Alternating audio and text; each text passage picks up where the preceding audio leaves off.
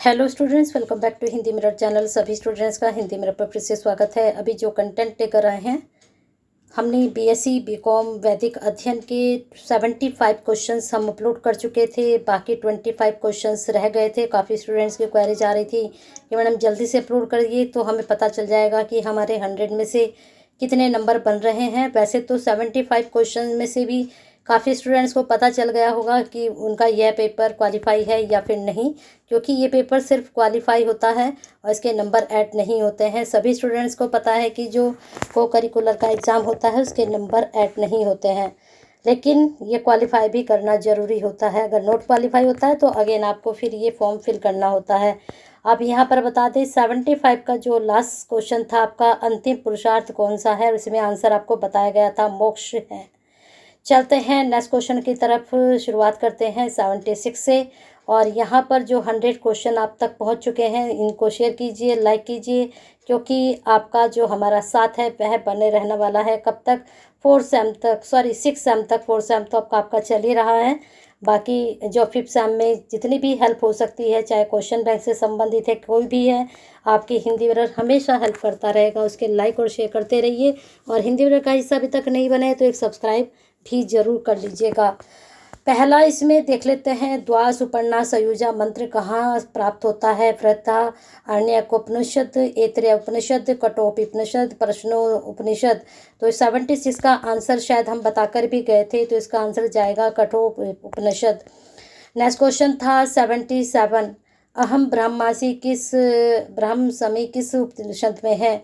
बृहदारण्यकोपनिषद, ऐतरेय उपनिषद, Kathopanishad, Prashnopanishad. Option बिल्कुल यहाँ पर सेम दिए गए हैं 77 में, लेकिन आंसर बिल्कुल चेंज है यहाँ पर। जो अहम ब्रह्म समय, तो इसका आंसर आपका जो जाएगा बृहदारण्यकोपनिषद जाएगा। नेक्स्ट क्वेश्चन पर चलते हैं, आपके 78 पर। तत्वमसि किस ग्रंथ में से प्राप्त होता है? रामायण, महाभारत, अग्निपुराण, छांदोग्य उपनिषद। तो 78 का अगर आप लगा कर आए हैं डी, छांदोग्य उपनिषद, बिल्कुल सही लगा कर आए हैं। ये तत्वमसि किस ग्रंथ में मिलता है? तो ये छांदोग्य उपनिषद में मिलता है।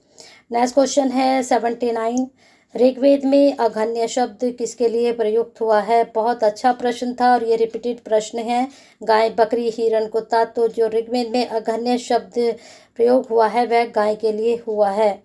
नेक्स्ट क्वेश्चन है आपका 80, गायत्री मंत्र किस ऋषि की रचना है? जैसे कि मैंने आपको बताया भी था कि गायत्री मंत्र से 3 से 4 क्वेश्चन जरूर बनेंगे और बने भी हैं। आपके 3 से 4 क्वेश्चन यहाँ पर पूछे गए हैं। अगस्त्य, वशिष्ठ, विश्वामित्र, परशुराम।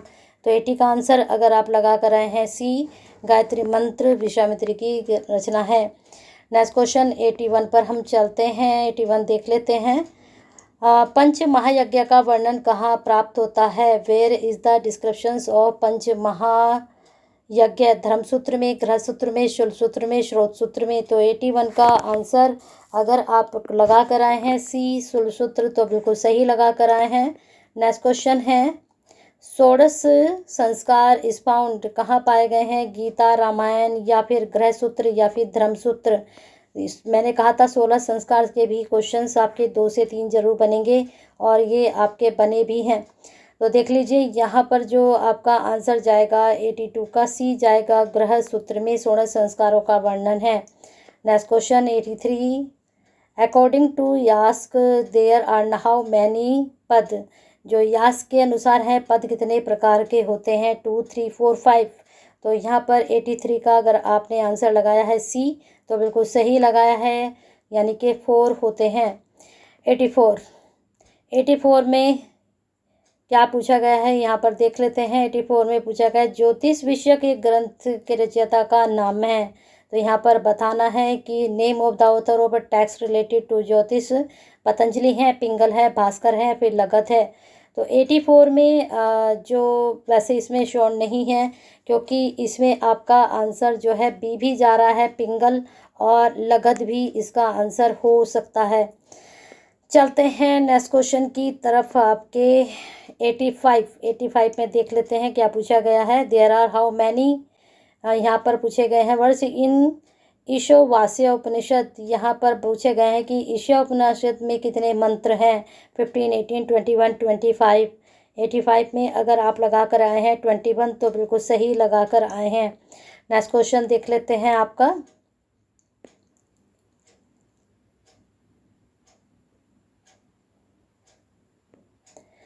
एटी सिक्स में जो बताया गया है, वैदिक काल में कितने प्रकार की पारिवारिक प्रणाली थी। एकल परिवार, संयुक्त परिवार, वैवाहिक परिवार, इनमें से कोई नहीं।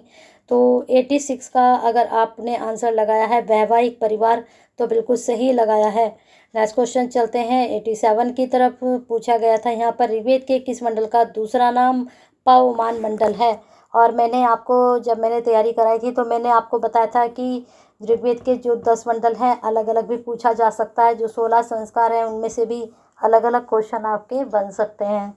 चलिए, तो ऋग्वेद का आपका दूसरे मंडल का नाम पवमान मंडल है। किस मंडल का नाम दूसरा नाम, प्रथम, द्वितीय, सप्तम या फिर नवम। तो 87 का आपका आंसर क्या जा रहा है। इसमें नवम अगर आप लगा कर आए हैं यानी कि 9 तो बिल्कुल सही लगा कर आए हैं। Next question 88।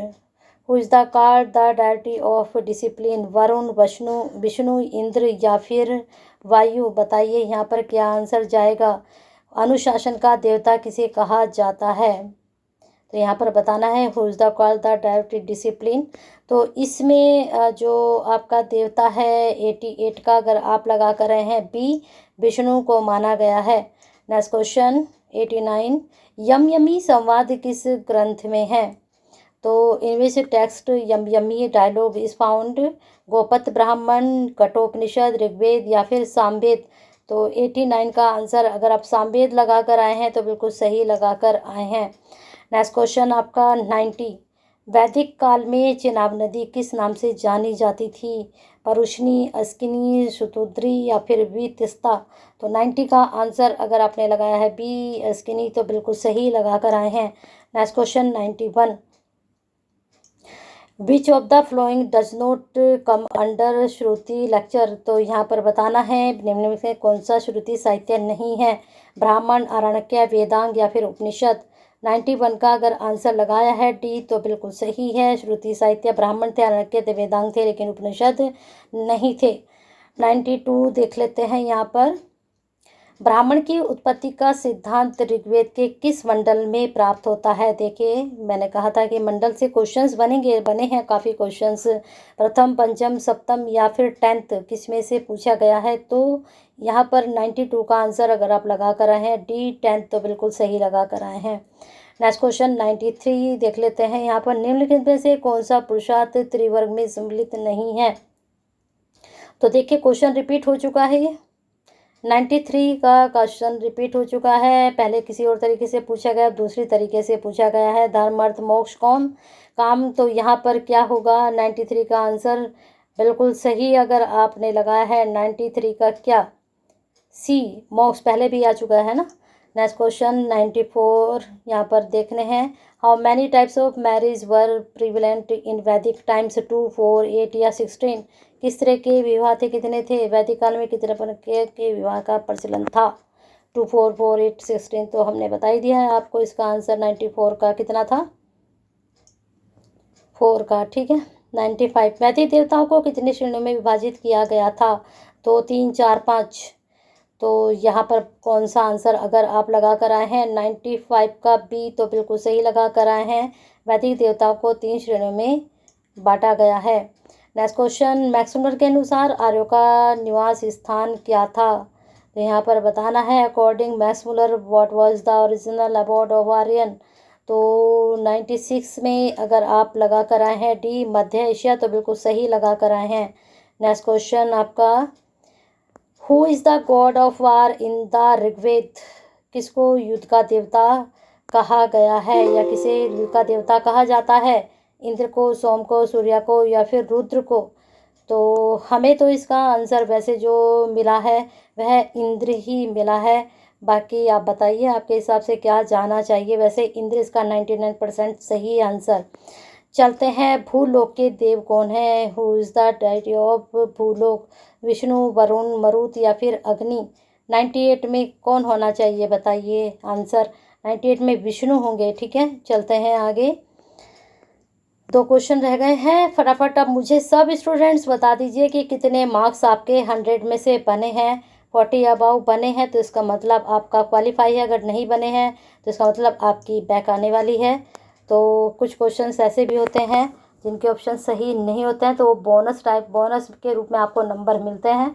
तो अगर बोनस आपको मार्क्स मिलते हैं तो आप पास आउट भी हो सकते हैं। तो 99 का देख लेते हैं क्या क्वेश्चन था। यहाँ पर पूछा गया था किस वैदिक देवता को देवों का मुख कहा गया है। ये प्रश्न बहुत रिपीट हुआ है। इंद्र, पर्जन्य, अग्नि, मित्र। तो इसमें जो आपका आंसर जा रहा है 99 का सी, अग्नि को देवताओं का जो है देवों का मुख कहा गया है, वैदिक देवता को। ठीक है, अग्नि जो वैदिक देवता उसे देवों का मुख कहा गया। 100 क्वेश्चन लास्ट यहाँ पर पूछा गया है रुद्राध्याय किस वेद से प्राप्त होता है। Rudradhyaya is part of which Veda. तो ऋग्वेद से, यजुर्वेद से, सामवेद से या फिर अथर्ववेद से। 100 का क्वेश्चन का आंसर आपका जाएगा यजुर्वेद से। ठीक है, थोड़ा इसकी डिटेल बता देते हैं। और जो रुद्र अध्याय है वह रुद्र के अनंत रूप हैं उनका वर्णन इसमें किया गया है रुद्र अध्याय में। तो इस प्रकार से 100 क्वेश्चन। अब लाइक करना ना भूलिए, शेयर करना ना भूलिए और मार्क्स कितने हैं उसको बताना भी ना भूलिए, क्योंकि 40 अबाउ जिन के स्टूडेंट्स के हैं हमने बता ही दिया है। तो क्वालिफाई पेपर है, इसमें कोई डाउट नहीं है। फटाफट अब लाइक शेयर के साथ मार्क्स जरूर बताइए कमेंट बॉक्स में और बने रहिए हिंदी वीडियो के साथ ऐसे ही बेनिफिशियल वीडियो के लिए, क्योंकि आपका हमारा साथ रहने वाला है लंबा। तो अगर सब्सक्राइब भी नहीं किया है तो कर लीजिए।